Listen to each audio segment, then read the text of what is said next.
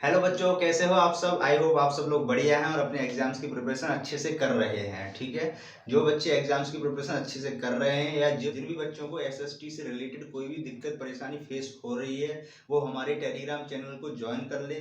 ठीक है, वहाँ पर जो भी आपकी समस्या है, जो भी आपकी प्रॉब्लम है, उसको आप वहाँ पर बता सकते हैं। अगर आपको कोई टॉपिक समझ में नहीं आ रहा है, आपको कोई क्वेश्चन समझ में नहीं आ रहा है और आप चाहते हैं कि यार कोई ऐसा पर्सन मिल जाए जो हमें ये चीज़, ये पर्टिकुलर क्वेश्चन, पर्टिकुलर टॉपिक समझा दे, तो मैं आपके लिए यहाँ पर खड़ा हुआ हूँ। आप मुझे उस टॉपिक का फोटो क्लिक करके, उस क्वेश्चन का फोटो क्लिक करके हमारा जो टेलीग्राम चैनल वहाँ पर सेंड कर देंगे, जिससे क्या होगा, मैं उस टॉपिक को लेकर यहाँ पर एक वीडियो आपके लिए बना दूंगा और मैं टेलीग्राम चैनल पर उसकी लिंक सेंड कर दूंगा, जहाँ से आप उसको देख पाएंगे। ठीक है, साथ ही साथ मैं आपको ये जानकारी भी दे देता हूँ कि टेलीग्राम चैनल पर मैं डेली के 10 एमसीक्यू क्विज की फॉर्म में आपको प्रैक्टिस करवा रहा हूँ। ठीक है, जो आपके प्रीवियस ईयर एग्जाम्स में आ चुके हैं। इतना जल्दी हो सके टेलीग्राम चैनल ज्वाइन कर लीजिए। वहां पर मैं आपको डेली की टास्क भी दे रहा हूँ कि आपको डेली में क्या क्या चीजें करनी है। ठीक है, तो आपकी जो प्रिपरेशन है वो बहुत अच्छे से वहां पर हो जाएगी। हाजिर हूँ मैं आपके सामने एक नई वीडियो के साथ, और इस वीडियो हम लोग डिस्कस करने वाले हैं जो हमारी टॉप 100 क्वेश्चंस वाली सीरीज चल रही है, उसी का ये अगला पार्ट है।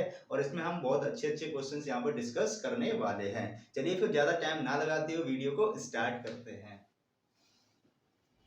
तो मैंने इस वीडियो में सबसे पहले जो क्वेश्चन लिया है, what will be the impact if India did not have a federal structure. देखो हमने ये चीज तो पढ़ी हुई है कि यार देखो हमने ये चीज तो पढ़ी हुई है कि फेडरल स्ट्रक्चर होता क्या है या फिर इसके क्या बेनिफिट्स होते हैं। लेकिन अगर आपके सामने इस तरह इसका अपोजिट क्वेश्चन आ जाए, इसका उल्टा करके क्वेश्चन आ जाए कि अगर इंडिया के अंदर फेडरल स्ट्रक्चर नहीं होता तब हमें क्या इम्पैक्ट यहाँ पर देखने को मिलेंगे। ठीक है, अगर इस तरह से आ गया तो तब फिर आप क्या बताओगे, आप क्वेश्चन का आंसर जो है किस तरीके से फ्रेम करोगे, वो हम यहाँ पर समझने वाले हैं। क्योंकि हमें दोनों तरह से तैयार रहना चाहिए कि क्या बेनिफिट्स हो सकते हैं और क्या नहीं हो सकते हैं।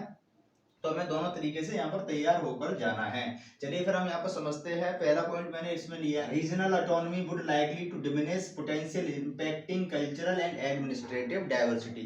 तो जब फेडरल स्ट्रक्चर नहीं होगा कंट्री के अंदर तो क्या होगा, जो रीजनल ऑटोनॉमी है, रीजनल ऑटोनॉमी से मतलब होता है जैसे पर्टिकुलर स्टेट या हम लोकल बॉडीज की जब बात करते हैं गवर्नमेंट लेवल पर, तो उनको क्या है, वो इंडिपेंडेंट है, वो अपने फैसले खुद ले सकते हैं ना। लेकिन जब फेडरल स्ट्रक्चर नहीं होगा तो जो पावर है वो सेंट्रलाइज्ड हो जाएगी और किसी के पास भी अपनी खुद की पावर नहीं बचेगी। मतलब जो स्टेट्स हैं, जो लोकल बॉडीज हैं, वो इंडिपेंडेंटली वर्क नहीं कर पाएंगे। और जो हमारी एडमिनिस्ट्रेटिव डाइवर्सिटी है, मतलब सब लोग मिलकर जो काम करते हैं, कल्चरल, एडमिनिस्ट्रेटिव, ये सारी चीजें जो मिलकर काम करते हैं हम लोग, वो चीजें खत्म हो जाएंगी और पावर जो एक पर्सन के हाथ में चली जाएगी। पहला पॉइंट आपने समझ लिया। दूसरा हम समझते हैं इफेक्टिवनेस इन गवर्नेंस। अगर फेडरल स्ट्रक्चर नहीं होगा तो क्या होगा, centralize government might bring efficiency but might not address diverse regional needs effectively, hindering development. ठीक है, तो फेडरल स्ट्रक्चर ना होने की वजह से क्या होगा, जो गवर्नेंस है कंट्री के अंदर, जो गवर्नेंस है वो तो इफेक्टिव हो जाएगी, है ना। यहाँ पर लिखा भी है centralize government might bring efficiency. जो सेंट्रलाइज गवर्नमेंट होगी उसमें तो एफिशिएंसी आ जाएगी, वो तो अपना काम बहुत अच्छे से करेंगे, उनकी जो डिसीजंस होंगे वो बहुत अच्छे से होंगे, क्योंकि पावर जो है एक हाथ में चली जाएगी, है ना। जब एक ही व्यक्ति फैसले लेता है तो फैसले जल्दी ले लिए जाते हैं। लेकिन जब वही फैसला 10 लोगों के बीच में हो, तो क्योंकि 10 लोग एकदम से सहमत नहीं होते तो उसमें टाइम लगता है, जो कि डेमोक्रेसी में होता है ना।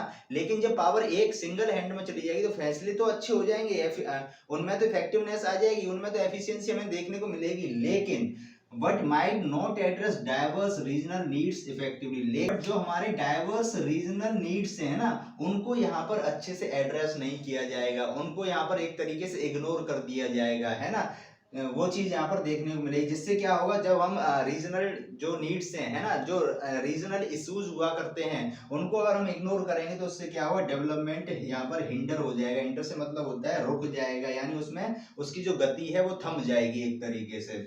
ठीक है, नेक्स्ट पॉइंट हम यहाँ समझते हैं, डिसीजन मेकिंग प्रोसेस। अब डिसीजन मेकिंग प्रोसेस से क्या मतलब है, centralize decision making could streamline governance but might overlook local issues, potentially slowing और इग्नोरिंग रीजनल चैलेंजेस। तो फिर से यहाँ पर मोर और लेस सिमिलर बात हमें देखने को मिलती है कि डिसीजन मेकिंग प्रोसेस तो गवर्नेंस में बहुत अच्छा हो जाएगा। जो रीजनल इश्यूज हुआ करते हैं, जो गांव देहात है, उनके जो इश्यूज हैं, उनके जो चैलेंजेस हैं, है ना, उनको तो यहाँ पर पूरी तरह से इग्नोर कर दिया जाएगा।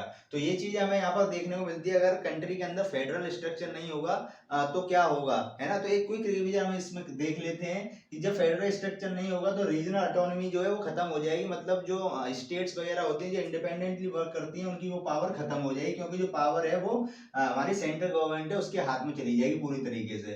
ठीक है, यानी या फिर ऐसे कह सकते हैं किसी एक सिंगल पर्सन के हाथ में चली जाएगी, जिसको हम बोल सकते हैं मोनार्क रूल, है ना, मोनार्क रूल, मोनार्क रूल बोला जाता है जिस चीज को। ठीक, फिर दूसरा हम देखते हैं इफेक्टिवनेस इन गवर्नेंस, है ना। तो यहाँ पर फेडरल स्ट्रक्चर ना होने की वजह से गवर्नमेंट में तो गवर्नेंस में तो इफेक्टिवनेस देखने को मिलता है, लेकिन जो लोकल इश्यूज होते हैं ना, रीजनल इश्यूज होते हैं, वो यहाँ पर इग्नोर हो जाते हैं। तीसरा हम देखते हैं decision making process. Decision making process भी यहाँ पर बहुत अच्छा हो जाता है, बहुत इफेक्टिव हो जाता है। ये पूरी बातें हैं, आपने क्विक रिवीजन भी कर लिया, आपको अच्छे से समझ में आ गया होगा। चलिए स्टूडेंट्स, नेक्स्ट क्वेश्चन को समझ लेते हैं। नेक्स्ट क्वेश्चन मैंने यहाँ लिया है, describe the impact of globalization. तो ग्लोबलाइजेशन का क्या इम्पैक्ट हमें देखने को मिलता है वो यहाँ समझना है। इम्पैक्ट दोनों तरह से हो सकते हैं, पॉजिटिव भी हो सकते हैं और नेगेटिव भी हो सकते हैं। तो मैंने दोनों टाइप के यहाँ पर लिख लिए हैं। ठीक है, चलिए यहाँ पर समझते हैं। अब जो ग्लोबलाइजेशन प्रोसेस है वो 1991 में यहाँ पर स्टार्ट किया गया, ये अब ध्यान रखेंगे। 1991 ईयर के अंदर ग्लोबलाइजेशन यहाँ पर इनेबल हुआ था। ठीक है, फर्स्ट पॉइंट हम इसमें समझेंगे, इंक्रीज इन्वेस्टमेंट बाय एमएनसी। जब ग्लोबलाइजेशन स्टार्ट हुआ तो जो एमएनसीज कंपनी थी, जो मल्टीनेशनल कॉर्पोरेशंस होते हैं, यानी जिनको मल्टीनेशनल कंपनीज बोलते हैं, उनके द्वारा यहाँ पर काफी इन्वेस्टमेंट देखने को हमें यहाँ पर मिली, है ना। Increase in investment by MNCs, है ना। क्योंकि जब एक तरीके से जो ट्रेड बैरियर्स थे, है ना, ट्रेड बैरियर से मतलब होता है जैसे हम कोई व्यापार कर रहे हैं ना, वहां पर प्रतिबंध लगा देना। जैसे बाहर की कंपनी इंडिया के अंदर काम नहीं कर सकती और इंडिया की बाहर नहीं जाएंगी। 1991 से पहले तक क्या था कि बाहर की कंपनी इंडिया में आकर अपना काम, बाहर की कंट्री इंडिया में आकर अपने आप को सेटअप करके यहाँ पर प्रोडक्ट बनाकर मार्केट में नहीं बेच सकती थी। ठीक है, लेकिन तो यहाँ पर जब ग्लोबलाइजेशन स्टार्ट हो गया है ना, जब ये चीज हो गई कि अब कोई भी कंट्री हमारी कंट्री के अंदर आकर, बाहर की कोई भी कंपनी हमारी कंट्री के अंदर आकर अपना बिजनेस कर सकती है, अपनी फैक्ट्री सेटअप कर सकती है, तब यहाँ पर एमएनसीज के द्वारा, यानी बड़ी बड़ी कंपनीज के द्वारा यहाँ पर बहुत ज्यादा इन्वेस्टमेंट हमें देखने को मिला। ठीक है, नेक्स्ट पॉइंट हम यहाँ समझते हैं, it created new opportunity for companies. ठीक है, तो बहुत सारी जो कंपनी जो चाहती थी, क्योंकि उन्हें दिख रहा था इंडिया जो है एक बड़ी कंट्री है और इसके अंदर बहुत ज्यादा जनसंख्या है, अगर हम अपनी कंपनी यहाँ पर सेटअप कर दें, हम अगर अपनी फैक्ट्री इंडिया के अंदर लगा दें तो हमारा बहुत बेनिफिट हो सकता है। तो उन कंपनीज को यहाँ पर बहुत बड़ी एक अपॉर्चुनिटी मिल गई ग्लोबलाइजेशन की वजह से। ठीक है, थर्ड पॉइंट हम यहाँ समझेंगे, international product launch simultaneously across the entire world. अब जैसे कोई भी कंपनी है, चाहे वो इंडिया की कंपनी रही हो, चाहे वो बाहर की कंपनी रही हो, है ना, तो ग्लोबलाइजेशन होने की वजह से क्या था, जो प्रोडक्ट था वो इंटरनेशनली यहाँ पर लॉन्च किया जा सकता था। ठीक है, तो ये चीज हमें देखने को मिली। Next point, higher foreign investment in fields like IT, manufacturing, other service sector. और यहाँ पर साथ ही साथ हमें बहुत ज्यादा फॉरेन इन्वेस्टमेंट देखने को मिला। किन किन सेक्टर्स में, आईटी सेक्टर हो गया आपका, मैन्युफैक्चरिंग सेक्टर हो गया, या इसके अलावा और भी बहुत सारे सेक्टर्स थे जहां हमें बहुत ज्यादा फॉरेन इन्वेस्टमेंट देखने को मिला।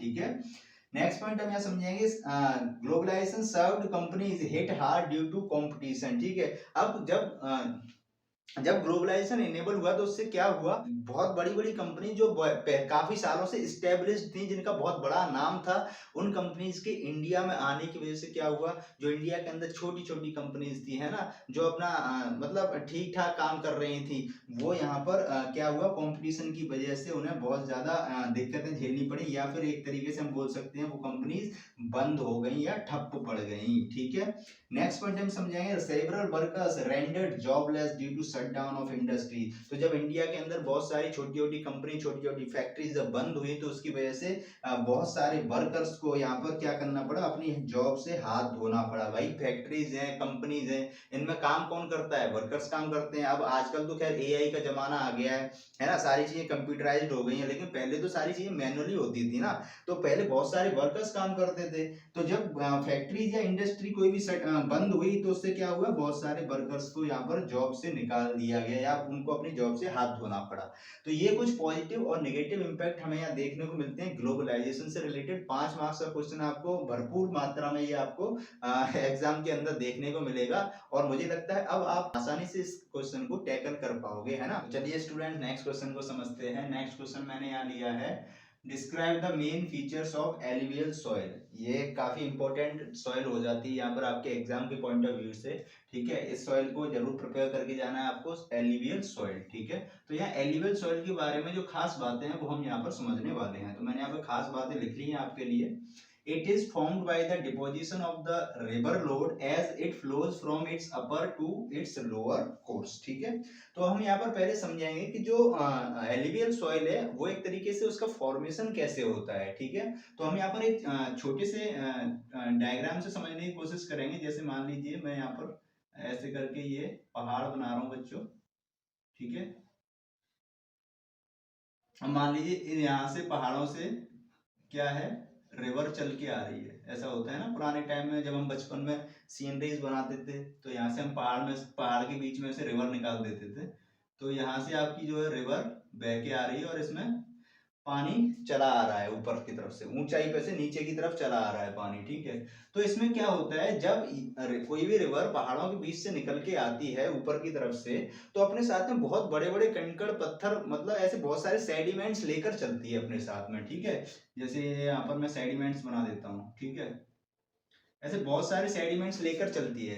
तो जब वो ऊपर से आ रही होती है तो उसका फ्लो बहुत तेज होता है, तो उसके साथ में बहुत सारे सेडिमेंट चल के साथ में बहकर चले जाते हैं, ठीक है। और यहाँ पर ये जो है प्लेन इलाके में पहुंच जाती है, मतलब नॉर्मल इलाके में पहुंच जाती है, ठीक है। ऊंचाई से अब नॉर्मल इलाके में ये आ चुकी है। तो यहाँ पर क्या होता है, ये जितने भी ये तो यहाँ पर क्या होता है, इस रिवर के साथ में बहकर जितने भी यहाँ पर सेडिमेंट्स आए हुए होते हैं वो सब यहाँ पर इकट्ठा हो जाते हैं और एक फैन लाइक स्ट्रक्चर बन जाता है, ठीक है। तो इस तरीके से जो है एलुवियल सॉइल का फॉर्मेशन होता है, ठीक। यही बात यहाँ पर लिखी हुई है, deposition of river load as it flows from its upper to its lower coast, है ना। तो एक तरीके से यहाँ पर हमें डिपोजिशन देखने को मिलता है उन कंकड़ पत्थर के, यानी बहुत सारे सेडिमेंट्स का, और वही धीरे धीरे यहाँ पर मिट्टी का रूप ले लेती है। अब यहाँ पर हम दूसरा पॉइंट समझते हैं, it is light and porous therefore easily tillable, ठीक है। जो एलुवियल सॉइल होती है वो हल्की होती है और पोरस होती है। पोरस मतलब बहुत छोटी छोटी से इसमें छेद होते हैं, जिसकी वजह से हम इसको आसानी से क्या खुदाई कह सकते हैं हम, है ना, या फिर इसको हम जुताई जो कहते हैं, जुताई प्लोइंग, जिसको हम प्लोइंग भी बोलते हैं, वो आसानी से कर पाते हैं, ठीक है, ठीक है। नेक्स्ट पॉइंट हम यहाँ पर समझते हैं, it is fertile soil as it is rich in minerals specially potash and lime, ठीक है। तो जो एलुवियल सॉइल होती है ये काफी फर्टाइल सॉइल मानी जाती है हमारे यहाँ पर, ठीक है। और इसके अंदर आपको मिनरल्स भी देखने को मिलते हैं, स्पेशली हम बात करें तो पोटेश और लाइम यहाँ पर आपको इस मिट्टी के अंदर देखने को मिलते हैं। तो आप ध्यान रखेंगे ये फर्टाइल सॉइल होती है।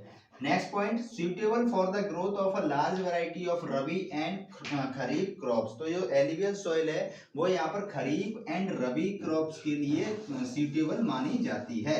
नेक्स्ट पॉइंट हम यहाँ पे समझते हैं, soil in the drier areas are more alkaline, है ना। ड्रायर एरियाज जो होते हैं तो वहां पर जो ये सॉइल होती है वो काफी एल्कलाइन हमें देखने को मिलती है।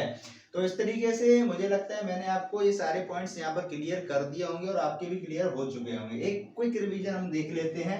जो एलुवियल सॉइल होती है वो डिपोजिशन से बनती है, रिवर के साथ जो कंकड़ पत्थर बहकर आते हैं उसके डिपोजिशन से यहाँ पर एलुवियल सॉइल का फॉर्मेशन होता है, ठीक है। दूसरा ये काफी लाइट होती है, पोरस होती है, जिस वजह से इजिली टाइलेबल होती है, ठीक है। नेक्स्ट पॉइंट में क्या है, फर्टाइल सॉइल, ये काफी फर्टाइल होती है और इसमें हम पोटास और लाइम जैसे मिनरल्स देखते हैं। ये काफी सूटेबल है किसके लिए, रबी एंड खरीफ क्रॉप के लिए, ठीक है। साथ ही साथ हम ये भी ध्यान रखेंगे ड्रायर एरियाज में ये जो सॉइल है वो काफी एल्कलाइन पाई जाती है। तो ये बातें आपको ध्यान रखनी है, कुछ 3 बार इस क्वेश्चन की प्रैक्टिस कर लेनी है। ये क्वेश्चन आपके एग्जाम में जरूर देखने को मिलेगा। चलिए फिर आज के लिए इस वीडियो में इतना ही, मिलते हैं नेक्स्ट वीडियो में, तब तक के लिए गुड बाय।